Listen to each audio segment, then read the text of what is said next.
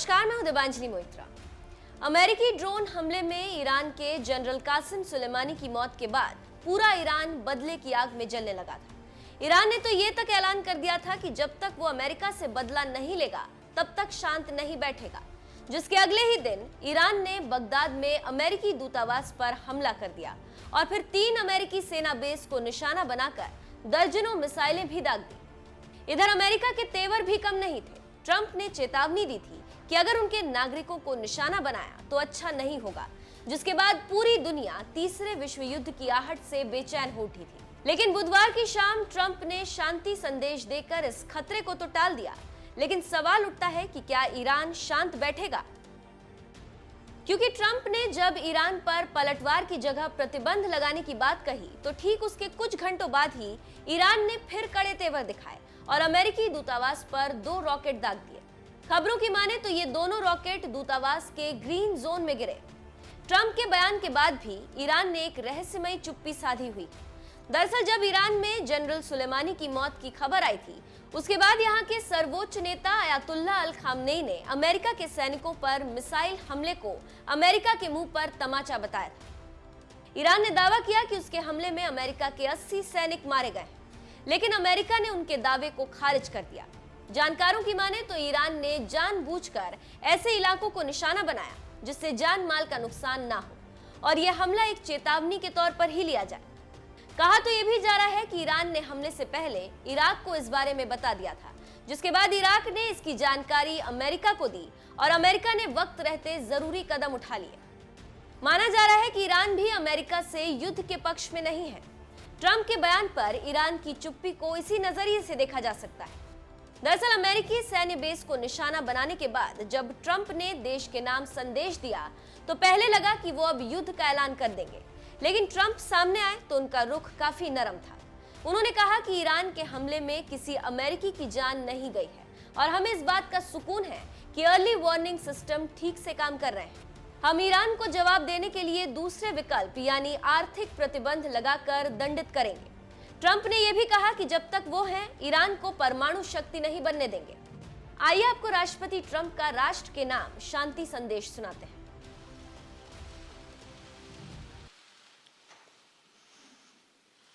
As long as I'm President of the United States, Iran will never be allowed to have a nuclear weapon. Good morning. I'm pleased to inform you the American people should be extremely grateful and happy. No Americans were harmed in last night's attack by the Iranian regime.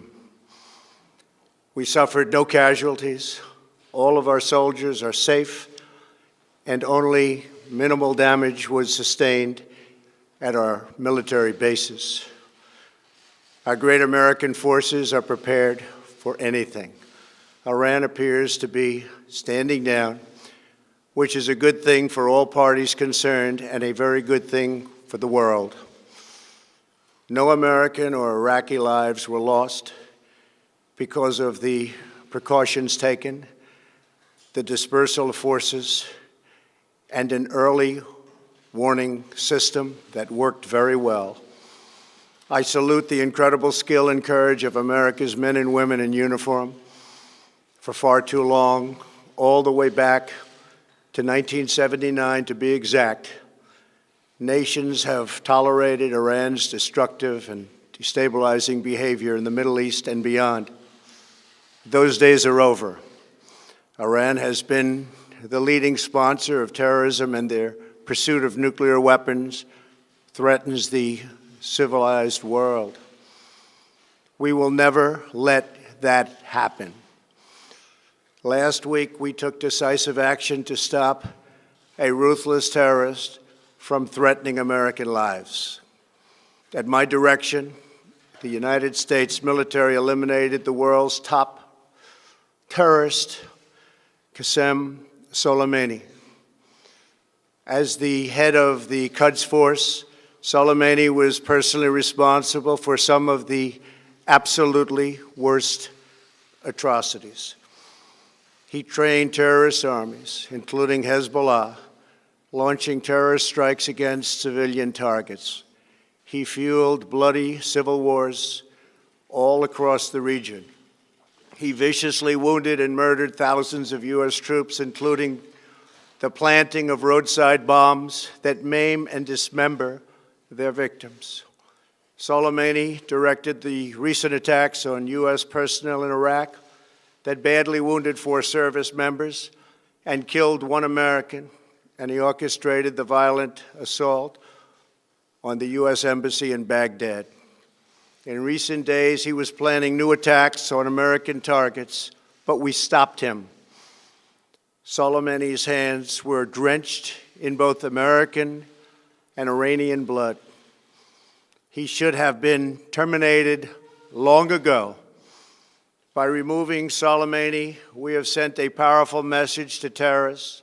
If you value your own life, you will not threaten the lives of our people. As we continue to evaluate options in response to Iranian aggression, the United States will immediately impose additional punishing economic sanctions on the Iranian regime. These powerful sanctions will remain until Iran changes its behavior. In recent months alone, Iran has seized ships in international waters, fired an unprovoked strike on Saudi Arabia, and shot down 2 U.S. drones. Iran's hostilities substantially increased after the foolish Iran nuclear deal was signed in 2013, and they were given $150 billion, not to mention $1.8 billion in cash. Instead of saying thank you to the United States, they chanted death to America. In fact, they chanted death to America the day the agreement was signed. Then Iran went on a terror spree, funded by the money from the deal, and created hell in Yemen, Syria, Lebanon, Afghanistan, and Iraq. The missiles fired last night at us and our allies were paid for with the funds made available by the last administration. The regime also greatly tightened the reins on their own country, even recently killing 1,500 people at the many protests that are taking place all throughout Iran. The very defective JCPOA expires shortly anyway and gives Iran a clear and quick path to nuclear breakout. Iran must abandon its nuclear ambitions and end its support for terrorism. The time has come for the United Kingdom, Germany, France, Russia, and China to recognize this reality. They must now break away from the remnants of the Iran deal, or JCPOA. And we must all work together toward making a deal with Iran that makes the world a safer and more peaceful place. We must also make a deal that allows Iran to thrive and prosper and take advantage of its enormous untapped potential. Iran can be a great country. Peace and stability cannot prevail in the Middle East as long as Iran continues to foment violence, unrest, hatred, and war. The civilized world must send a clear and unified message to the Iranian regime. Your campaign of terror, murder, mayhem will not be tolerated any longer. It will not be allowed to go forward. Today, I am going to ask NATO to become much more involved in the Middle East process. Over the last 3 years, under my leadership, our economy is stronger than ever before, and America has achieved energy independence. These historic accomplishments change our strategic priorities. These are accomplishments that nobody thought were possible. And options in the Middle East became available. We are now the #1 producer of oil and natural gas anywhere in the world. We are independent, and we do not need Middle East oil. The American military has been completely rebuilt under my administration at a cost of $2.5 trillion. U.S. armed forces are stronger than ever before. Our missiles are big, powerful, accurate, lethal, and fast. Under construction are many hypersonic missiles. The fact that we have this great military and equipment, however, does not mean we have to use it. We do not want to use it. American strength, both military and economic, is the best deterrent. 3 months ago, after destroying 100% of ISIS and its territorial caliphate, we killed the savage leader of ISIS, al-Baghdadi, who was responsible for so much death, including the mass beheadings of Christians, Muslims, and all who stood in his way. He was a monster. Al-Baghdadi was trying again to rebuild the ISIS caliphate and failed. Tens of thousands of ISIS fighters have been killed or captured during my administration. ISIS is a natural enemy of Iran. The destruction of ISIS is good for Iran, and we should work together on this and other shared priorities. Finally, to the people and leaders of Iran, we want you to have a future, and a great future, one that you deserve, one of prosperity at home and harmony with the nations of the world. The United States is ready to embrace peace with all who seek it.